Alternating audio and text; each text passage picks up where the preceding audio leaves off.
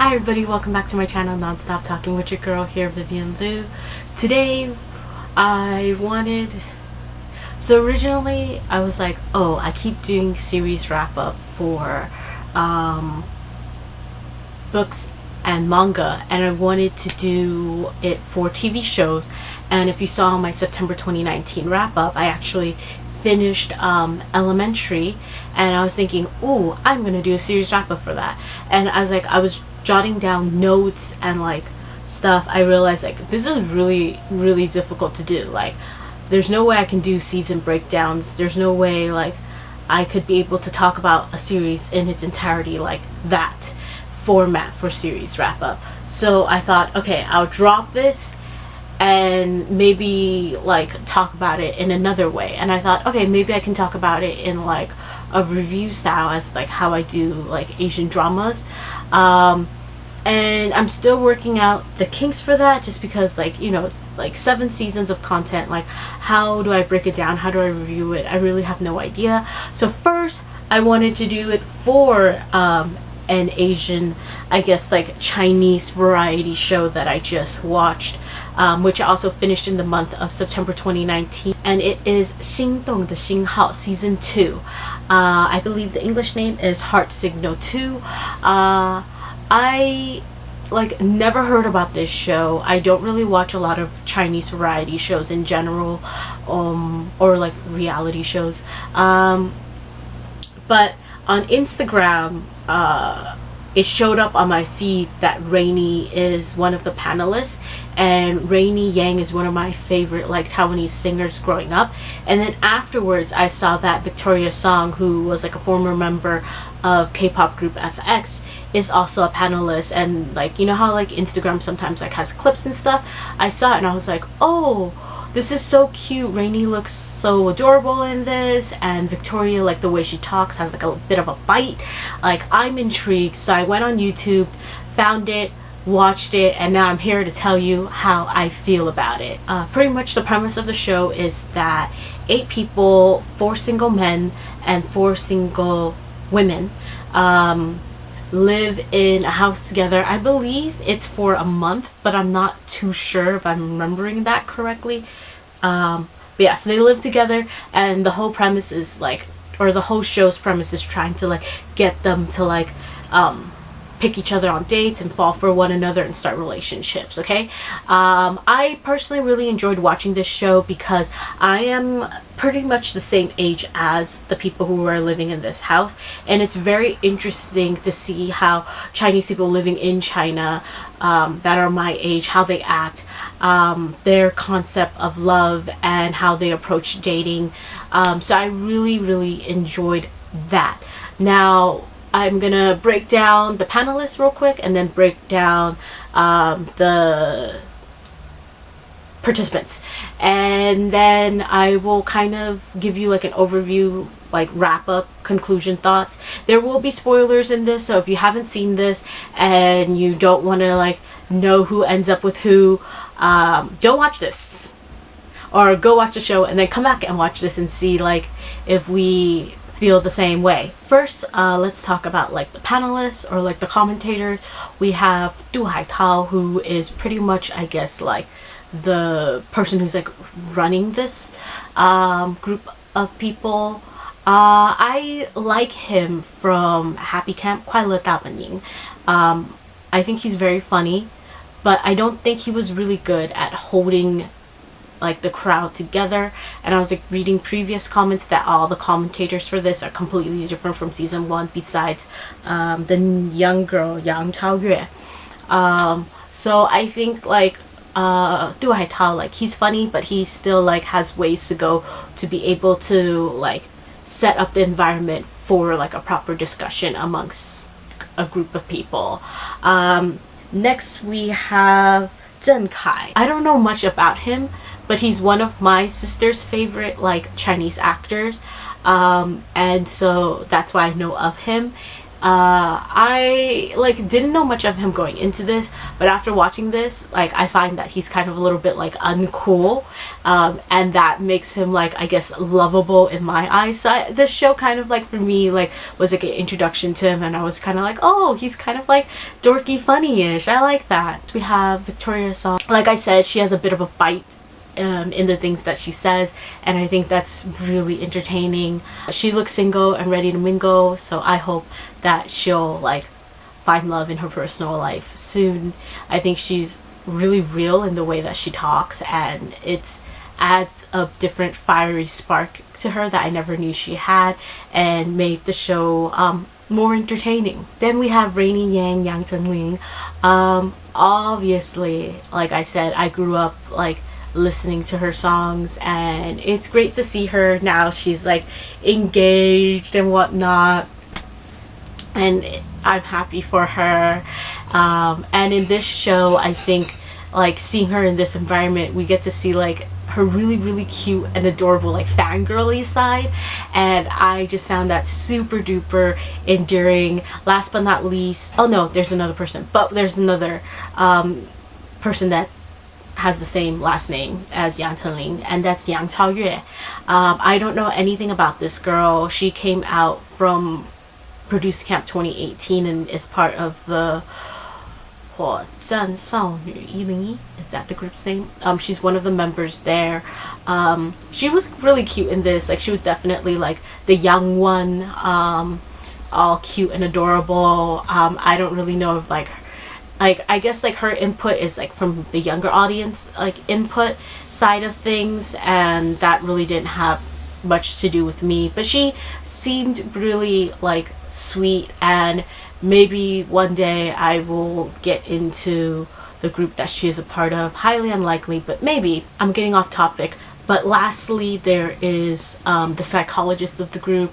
His last name's Leo. I'm just looking at his bio right now on Wikipedia, and he's Taiwanese, but he actually was or is Harvard educated, which I find really interesting. Supposedly he's supposed to bring like the psychologist like view of things in it. I don't think he had much input, or that his input stood out. So he didn't really add anything to the show, which I found disappointing. Maybe it was just like the way that they like cut the show, because like if you saw, they actually had so much content left over. They did like another breakdown of the show, like they had their main episodes and then like sub stuff that you can watch. But in the main episodes, like I hardly saw him talk or share his opinions that added any like substance as the person who was the psychologist role. So there are only 10 episodes in this, so you can breeze through this quite quickly, even though they're like almost over an hour long.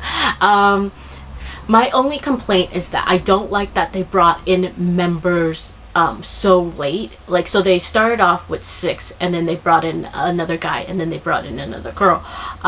Bringing in like one new person to like mix things up, I think that's perfectly fine. It's totally a gimmick, but yeah, that's fine. But bringing in a second one, especially when, if I remember correctly, this show is only, or they're only living in that house for a month's time, like that's not cool. You're kind of shortchanging the people on this experience.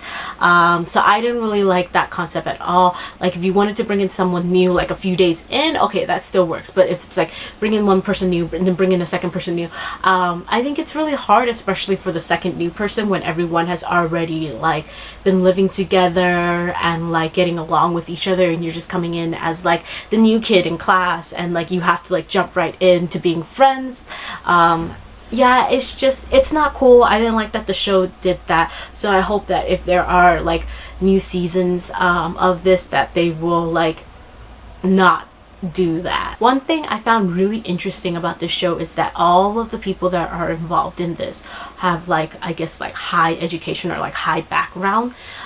So it was really cool to see that this show, like, what is the criteria that you have to be on it, like what kind of side that they're showing off. And obviously they are living in the bigger city, so I guess like people who are in the big city are more well educated, and especially in the main part of the big city, they have all these like, you know, higher paying jobs, and therefore these people are like more successful. So yeah, so it seemed like a lot of like just really successful people on this show, and everyone was educated abroad for like college/university, except for the girl who was a toy maker. What was her name? Yang Kaiwan.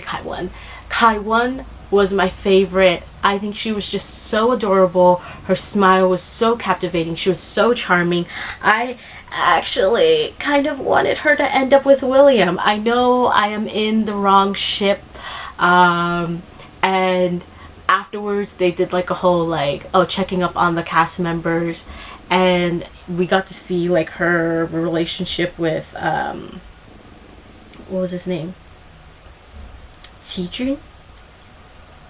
Is that his name? Yeah, I think so. But yeah, we got to see like her relationship with him, and they do like match each other really well, and they are really cute. And wow, he lost a lot of weight. I kind of liked him a bit like when he was on the show more than like the follow-up of how he looked, or like following them after the show. But yeah, so what was I saying? Kaiwan, I actually really wanted her to end up with William. I felt like just like her smile will like melt his edges, and like just, and he did like eventually try to like open up, be more playful with her, and I was just like, oh, he's willing to change for you, be with him.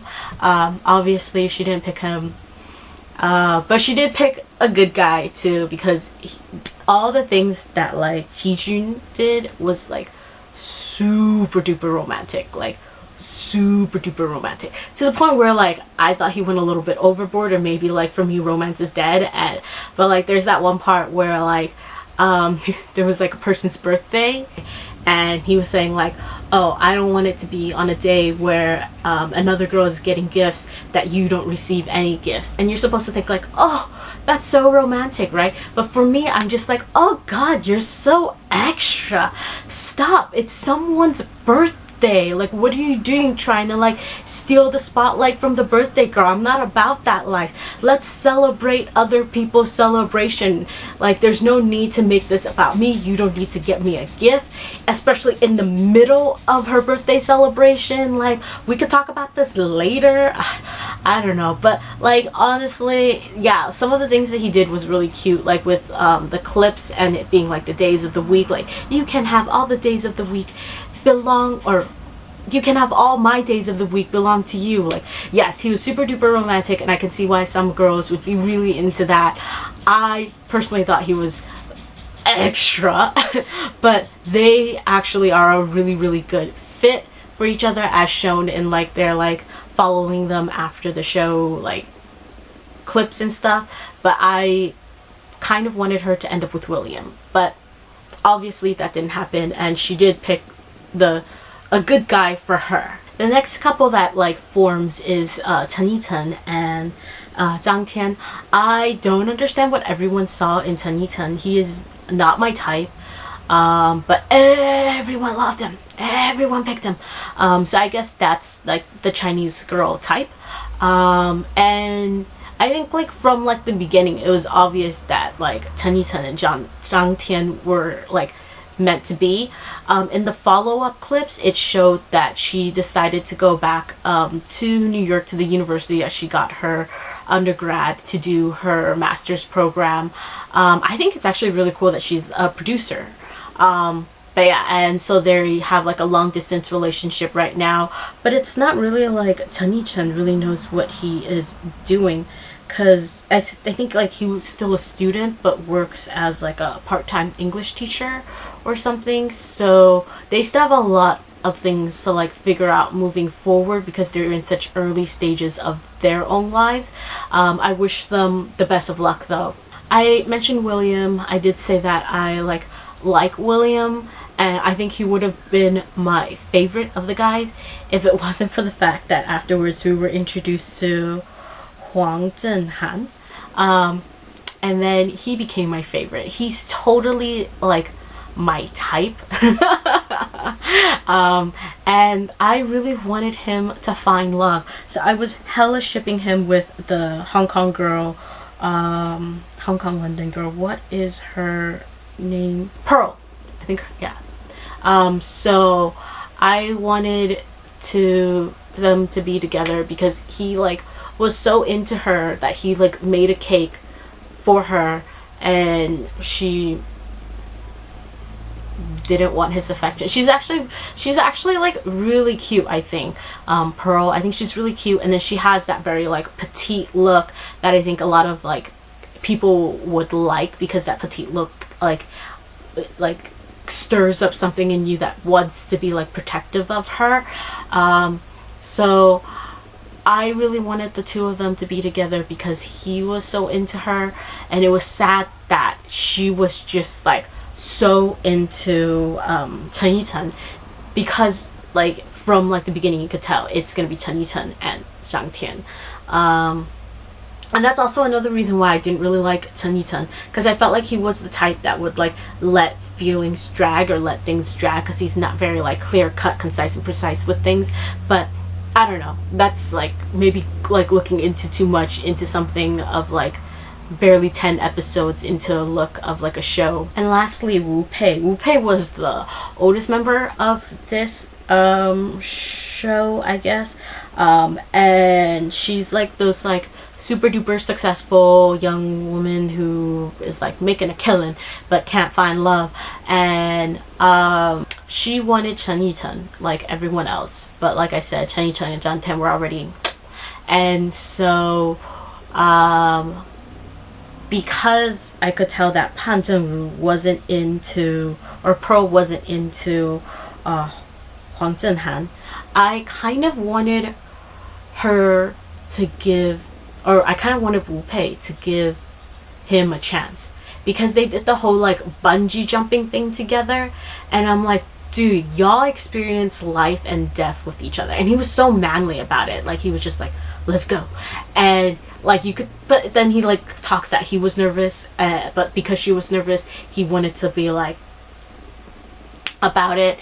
And I was just like, dude, that's really manly, and the dates that he thinks of are like super duper fun, and he just seems like someone who's like very active and you can have like an enjoyable time with. And life and death, y'all had a life and death experience with each other, and y'all didn't fall for each other. Like, just like give each other a chance. I think it could potentially work between the two of you. But obviously if his type is like Pearl, Wu Pei and Pearl are like really completely different. And overall I think like that's kind of my thought on this. Do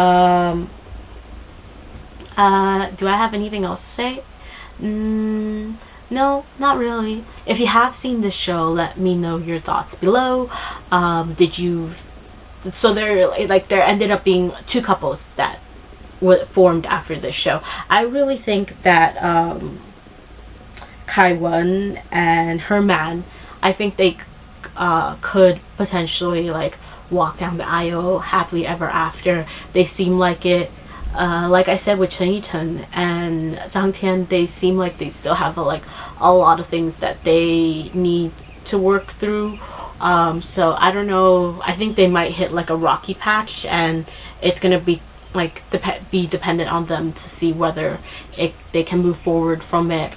But yeah, so tell me how you feel about the couples that did end up pairing up from this show, and if you thought they were like meant to be.